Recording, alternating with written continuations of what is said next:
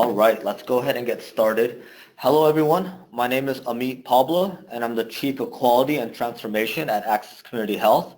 Today, I'll be presenting on best practices for impacting your health center's colorectal cancer screening rate. Today's agenda, I want to begin by talking about my organization's history in order to provide some context and background on why and how we're committed to improving the population health of our community. Next, we'll talk about the care team structure, which is undoubtedly the foundation of how we here at Access are able to provide patient-centered care. Then we'll talk about the EHR and technology that support and help identify the coal population for us. Next, I'll go over patient outreach and engagement tools, specifically text messaging, which has worked the best for us recently in the last 2 years. And lastly, end with our mantra for continuous quality improvement and talk about some recent PDSAs around colorectal cancer screening that have been successful for us. Okay, this is one of my favorite slides to show. It's the history and evolution of Access Community Health. Access really started as a grassroots effort in the 1970s by the 3 women pictured on the left who wanted to provide pediatric services to low-income children that had no other means to healthcare. Since then, our mission and services have naturally expanded. The bottom left picture used to be apartment complexes that we converted over to exam rooms in order to meet the need for primary care in the late 1970s. This location still exists today and serves as a medical home for our patients. The next picture is our flagship site. It's our Hacienda location, which was built in 2016, where we were able to double our capacity in order to serve our community. So altogether, who are we today? We are a community health center in eastern Alameda County that roughly serves about 15,000 patients a year. We have 3 medical homes with integrated behavioral health. We have 1 dental site and 1 WIC site.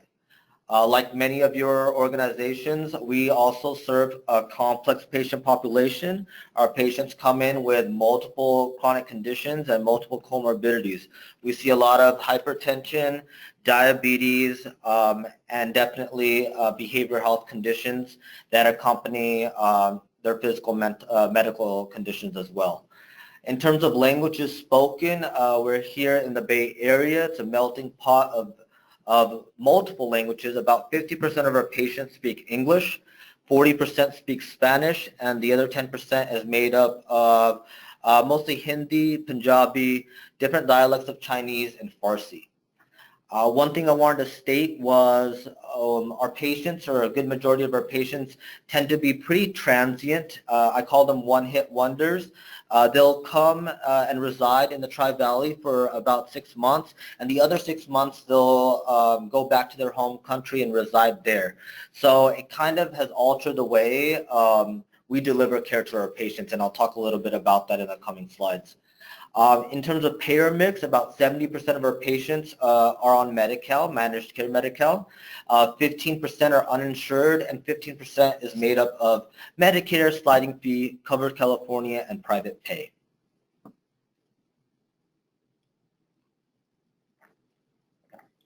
Okay, now getting into the meat of the presentation, I wanted to spend a couple of minutes talking about our care team transformation that occurred in 2014. So historically, when you think about traditional medicine, you imagine a doctor providing care to the patient with an MA, more like being a host or a hostess, with the doctor taking on the brunt of the care. But in 2014, we decided to transform our care team model so that everyone practices at the top of their licensure and follows standing orders. In this model, as you can see, the patient is at the center of their care. They are linked to the patient portal, which is one of the avenues that they could engage in their own healthcare. And this is what you see in a typical pod.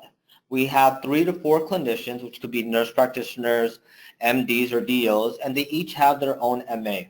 There's a clinic manager, which is the dark green, that oversees and manages the pod. And then there's a role called the visit planner, which since 2014, they've been pretty critical and crucial in terms of us affecting population health and increasing our quality measures. And I'm going to talk a little bit about some of the job duties that the visit planner does. So the job duties include pre-visit planning the day before and huddle preparation, in which case they bring pertinent patient data to the provider and the MA. Each morning, there are morning huddles in which the provider and the MA receive the pre-visit planning sheet from the visit planner, and they review the health maintenance alerts due that day. They'll see, for example, that a fit test is due, and the MA would go ahead and put in a standing order for a fit and have the kit prepared for when the patient comes in for that visit that day. In addition to visit planning and prepping the huddles, the VP also coordinates uncomplicated care and chases down information. They help with patient translations, and they help with overall patient flow. Essentially, how I envision them is they fill in gaps in the pod where and when needed. So, for example, if an MA is busy putting in an order at her workstation, the visit planner may go ahead and room the next patient in order to streamline the patient flow kind of workflow. And in addition, they of course follow standing orders when and where appropriate as well. On that outer circle, outside of the pod, so everything that you're seeing in the orange are staff members that co-inhabit the pod. They sit next to each other. They do huddles together. On that outer circle are team members that are still part of the care team, but they don't actually sit inside the pod. We have our community health worker that helps with high-risk patients. We have our registered nurse, who's our care manager and an educator. There's an RN assigned to each pod. We have dental services. We have specialty in-house services that patients may be referred to. We have QEITIS, which is my team. It stands for Quality Enhancement, IT, and Information Systems. We consider ourselves as part of the care team too, where we provide gap in care reports. We do quarterly trainings for the MAs, nurses, and providers on brief interventions and motivational interviewing techniques, and we engage the staff to participate in quality projects and PDSAs that I'll talk about in a couple of slides as well. We have front desk as part of our care team. They're also very critical in helping us with our quality measures, including the colorectal cancer screening rate by scheduling patients out, identifying if a fit is due, and kind of being our voice outside of the pod. And then, of course, we have our integrated behavioral health team, in which case we have a consulting psychiatrist and integrated behavioral health care coordinators as well.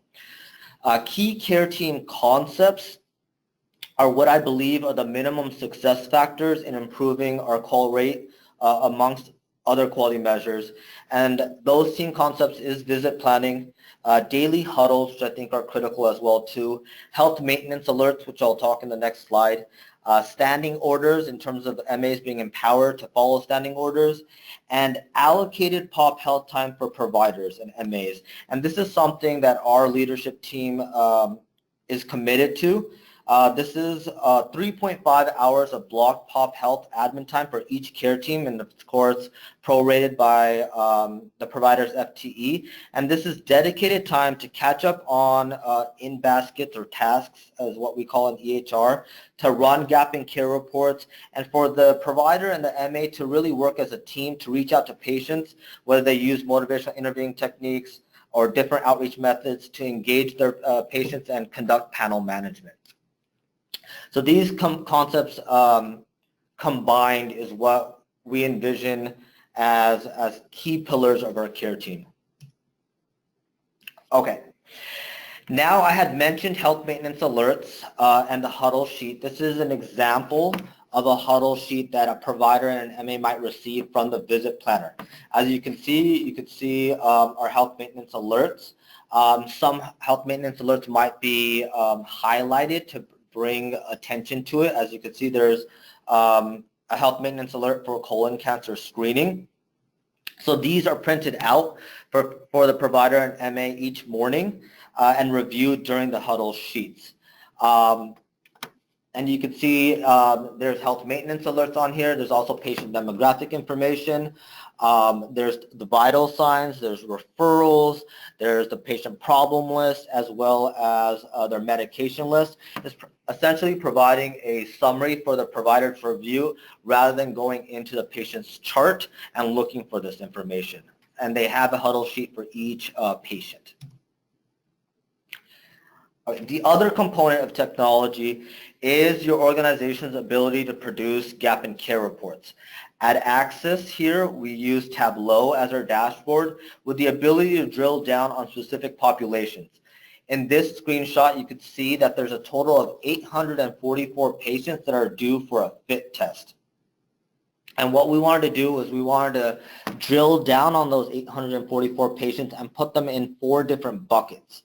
And the 4 different buckets are 1, 2, 3, and 4. The first are active patients that have had a fit test before.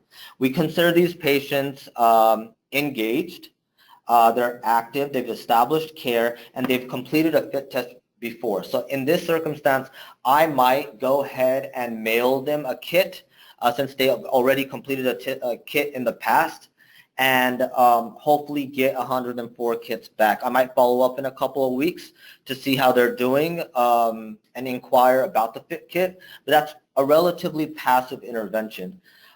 Next, we have active patients that have never had a fit test or completed a colorectal cancer screening test before.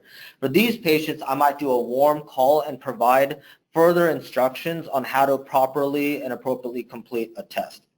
Then we have buckets 3 and 4, and these are patients that have never come in. They're not established. There's patients that may have gotten, 8 patients that may have completed a fit test, maybe at another health center or another organization.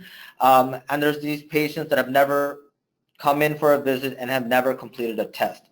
So these ones, I might have enrollment reach out to them, engage them, and have them establish care with their primary care medical home prior to providing them a fit. In total, I have 844 patients. And what we like to do here at Axis is to try for our very first outreach attempt to send out a bulk text message campaign. And that's what I wanted to focus on in the next couple of slides. So once you've identified your target population, you then determine what might be the best way to engage the patients. There's letters that we've historically sent, and I think you and I both know that there's a certain percentage of letters that might come back as inactive mailing addresses, so that could be a little frustrating. Warm calls are pretty effective on our end, but we know that it's time-consuming on our staff's part. Patient portal messages are pretty effective as well too. It just depends on how many of your patients are, 1, enrolled, and of the percentage that are enrolled, how many are active users. If you have a good percentage of patients that are active users, I think utilizing patient portal messages is a great way to engage your patients. What has worked historically for us in the last 2 to 3 years is using text message campaigns. So at Axis, we partnered with Care Message to develop a text messaging platform. We've created content for outreach messages, such as those for patients that are due for colon cancer screening. So in this example, we wanted to reach out to 584 patients that were due for a fit test. The first message we sent was, and I'll read it out loud, is "Hello from Axis. You are due for your colon cancer screening. This simple test helps ensure you stay healthy. Reply yes for more information." So 16.3% responded back with a yes, in which case they received a text message that was automated. It said, "Great, you're 1 step closer to a healthier you. An Axis Community Health staff member will contact you with more information." The rest responded back with no or had no response. If they responded back with no, we stated, "Thank you for your response. If you change your mind, please contact Axis Community Health," and provided the phone number to our call center. So 16.3% of 584 patients is roughly between 90 to 100 patients. And it was a relatively easy outreach attempt. We ran a report and sent out 1 text message. And of the 100 patients, we called them and either offered to mail them the fit kit or had them come in for an appointment, especially if they had multiple health maintenance alerts. So in one instance, we were able to effectively reduce the 584 by 100 and get 100 fit kits in. So up until now, I went over operations of how we conduct care, use technology, and reach out to our patients. After everything is said and done, we still want to figure out how to reach those patients who we sometimes deem as non-compliant. This year, we encouraged our quality and ops teams to come up with some PDSAs to target patients that are not bringing back their completed fit kits. So we shared data with our care teams showing them that, hey, we were able to affect 16.4% of our patients to complete their tests with one text messages. But these other patients responded back with no, or they did not respond back at all. So what can we do to impact change with this subpopulation? We decided to have clinic quality competitions amongst the pods, and having these clinical quality competitions showing each pod their own respective data kind of elicited and enticed staff to come up with some PDSAs to improve their pod's performance in colorectal cancer screening rates. So one team came up with, and what I wanted to talk about was this Quest demonstration video. We're partnered with Quest Labs as our lab vendor, and what they do is they passively send out a Quest demonstration video as part of their patient education materials. What one of the pods decided to do is when they worked on their gap in care reports is they highlighted that video, sent that link to that video, and encouraged the patient to watch that video so that they could have a better understanding of how to appropriately complete the test. This resulted in a much increased number of patients returning their fit kits, and that pod eventually ended up winning the clinical competition. Another idea was the quality department wanted to host a poop on demand table for a couple of weeks targeting patients who were due for a fit and they were coming into the clinic that week for a visit. They partnered with the care teams. The care teams would conduct a warm handoff and hand off the patient to the quality table. The quality team had gift card incentives available for the patients along with prune juice to speed up potential samples. We got about 25 patients who received a gift card and returned their sample either right then and there or that very next day. A combination of these PDSAs improved our performance by 4% in three months. And our denominator is well above 2,000 patients, so that's definitely a marked improvement on behalf of our staff and our agency. Okay, in summary, this slide brings us to our last couple of minutes together. I wanted to summarize Access's keys to success. Our first key that we talked about is our care team structure. So like I said, this is the foundation of being able to leverage all of the other keys that are mentioned below that. Visit planning, daily huddles, and standing orders, they're critical operational components of addressing health maintenance alerts, including the alert for FIT tests or colorectal cancer screenings. Next, after you have a solid care team structure and you've transformed your care team model, I then focus on taking a look at your EHR and reporting capabilities. The first question to ask is, are you able to systematically create health maintenance alerts in your EHR? Next, are you able to create gap in care reports to identify patients who are due for a colorectal cancer screening rate or for a FIT test or a colorectal cancer screening? It does not have to be Tableau or a data warehouse. You could get gap in care reports from your health plans, the EMR, or a Palp Health tool like i2i or Azara.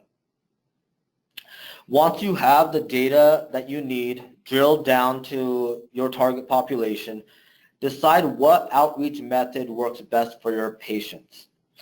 I highly encourage text messaging, which has worked wonders for us the last couple of years in terms of a bulk outreach. Portal messages and good old warm calls are effective as well too. The warm calls may be timely, but I do feel like they are effective. Lastly, the purple box is I encourage you guys to keep the culture of continuous quality improvement flowing and come up with small tests of change to see if you can make a dent in that patient population who we deem are difficult to engage. Having something fun like prune juice and snacks available at a table to promote screenings could be a PDSA. Incentive cards could be another PDSA. Things like addressing transportation issues and addressing social determinants of health within your capacity can also directly affect your quality measures and performance as well. All right, this brings us to the end of our journey. I know I've been talking to myself, but I've had a blast.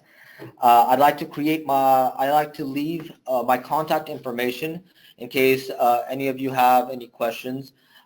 Usually running around the clinic, but the email is the best approach to getting a hold of me. Lastly, I'd like to leave you with my favorite quote. It's from a quality mentor, Dr. Atul Gawande, and it's, "Better is possible. It does not take genius. It takes diligence. It takes moral clarity. It takes ingenuity. And above all, it takes a willingness to try." So thank you for your time. Thank you for listening to me, and have a great day.